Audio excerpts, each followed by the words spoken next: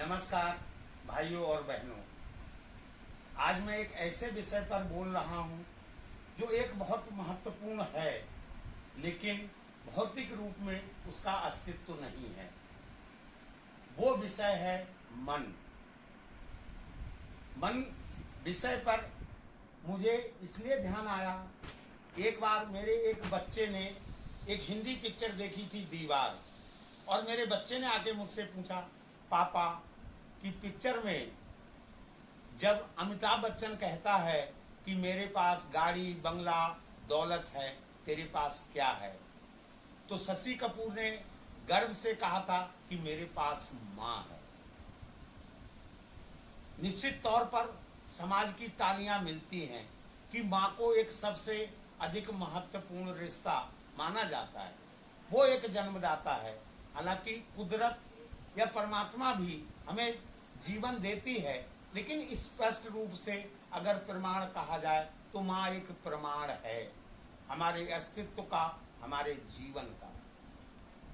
तो माँ से बड़ा कोई रिश्ता नहीं हो सकता है। लेकिन सवाल ये उठा कि बच्चे ने पूछा, अगर पिक्चर के अगले सीन में शशि कपूर की माँ की मौत हो जाती है, ऐसी दशा में अगर अमिताभ बच्चन फिर पूछेगा कि मेरे पास गाड़ी बंगला और दौलत है, तुम्हारे पास क्या है, तो शशि कपूर क्या जवाब देगा? तुरंत मेरे पास जवाब नहीं था। मैंने अपने बच्चे से कहा कि थोड़ी देर में मैं तुम्हें बताऊंगा। ठीक है। मेरे बच्चे ज्यादा एक उच्च विद्यालयों में शिक्षा ग्रहण नहीं कर रहे थे, आम एक हिंदी मीडियम में शिक्षा पा रहे थे। मैंने अपने एक बच्चे से कहा, ठीक है, आप अंग्रेजी में इसको माँ लिखो। उस बच्चे ने माँ लिख दिया। दूसरे बच्चे को मैंने बुलाया और उससे कहा कि इन अंग्रेजी के अक्षरों को मिलाकर एक हिंदी शब्द के रूप में पढ़ो। तो जहां पहले बच्चे ने माँ लिखा था, उसी शब्द को दूसरे बच्चे ने कहा, पापा ये मन भी हो सकता है। माँ में भी माँ और ना व्यंजन है, और मन में भी दो व्यंजन है। तो सवाल उठा कि माँ से मन बन जाता है।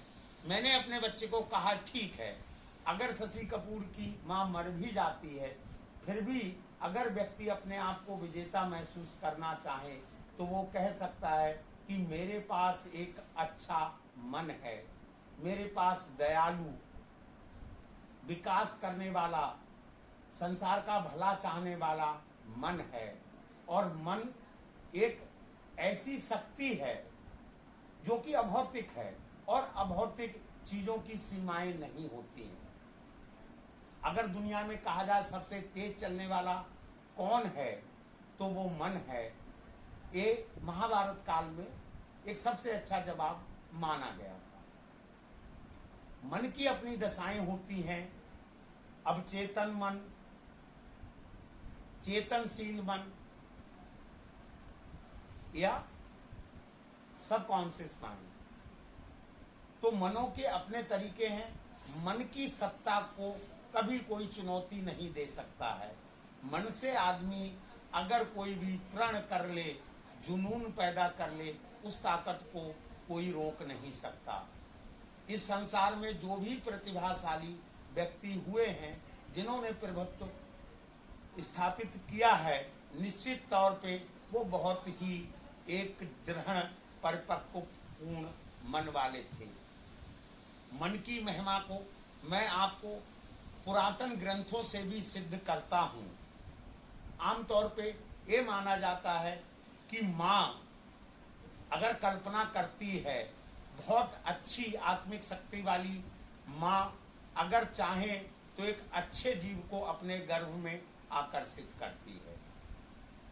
लंबे समय तक ये मान्यताएं थी। मैं भी सहमत हूं कि अगर बहुत चिंतनशील बौद्धिक माँ है और वो नेक इंसान है, वो एक अच्छी आत्मा पाने की अधिकारी है, कि उसको जो संतान प्राप्त होगी वो एक अच्छी आत्मा ही होगी। लेकिन दूसरी तरफ हम उदाहरण देखते हैं कि माँ से ज्यादा प्रभावकारी निर्णय मन का होता है। इसके उदाहरण को आप रामायण से समझ सकते हैं। रामायण जब समापन काल में थी, राम वृद्ध हो चुके थे, कैकेयी को एक मलाल था कि राम उनका बेटा क्यों नहीं हुआ, उनका बेटा भगवान क्यों नहीं हुआ। सबको ये भी पता था कि राम एक मर्यादा पुरुषोत्तम राम है, इनसे जो कुछ मांगा जाएगा अगर उन्होंने हाँ कर दिया तो वो होगा। कैकेयी ने राम से एक वरदान मांगा था कि बेटा तू मुझे ये वरदान दे कि अगले जन्म में तू मेरा बेटा हो। राम ने तथास्तु कह दिया और कैकेयी जी चली गई। कौशल्या को ये मलाल था कि राम उनका बेटा तो था, लेकिन राम के बाल रूप को देखकर वो आनंदित नहीं हो पाई, क्योंकि राम का बाल्यकाल एक ऐसी परिस्थितियों में गुजरा जहां एक बहुत अधिक समय तक बच्चा अपने माँ के पास नहीं रहता है। जब वो बचपन में ही थे, ऋषि लोग आए थे कि असुरों से रक्षा के लिए दशरथ जी आप हमें अपने पुत्र दे दीजिए। ठीक है, दशरथ ने विश्वामित्र के साथ राम और लक्ष्मण को भेज दिया, तो वो बाल्यकाल से ही मां से दूर हो गए और जब वापस आए उसके बाद उन्हें वनवास हो गया। तो कौशल्या ने भी ये चाहा कि मैं ईश्वर के राम को बाल्यकाल रूप को पाऊं। उन्होंने भी राम से कहा कि मुझे एक वरदान चाहिए। उन्होंने कहा माँ जैसा कहोगी वैसा हो जाएगा। उन्होंने कहा बेटा अगले जन्म में तेरे वात्सल्य रूप का आनंद ले सकूं, मुझे ये वरदान दीजिए। राम ने तथास्तु कह दिया। जब ये बात कैकेयी को पता चली तो कैकेयी और कौशल्या में एक अंतर्द्वंद शुरू हुआ कि जब दोनों को हाँ किया ये कैसे हो सकता है। राम से कहा गया कि आपने एक गलत कहा है, दोनों वरदान कैसे सच साबित होंगे। राम ने कहा मैंने कहा है, विश्वास कीजिए। और आप महाभारत काल में देखते हैं कि कैकेयी एक देवकी होते हैं,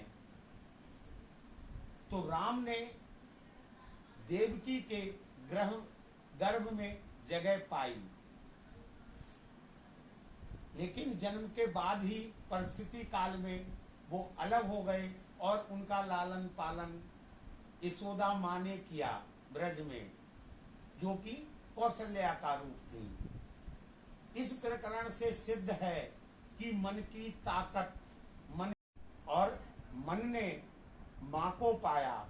जहाँ एक बच्चे के माँ के शब्द को मन बनाया, वहीं मन ने माँ को पाया।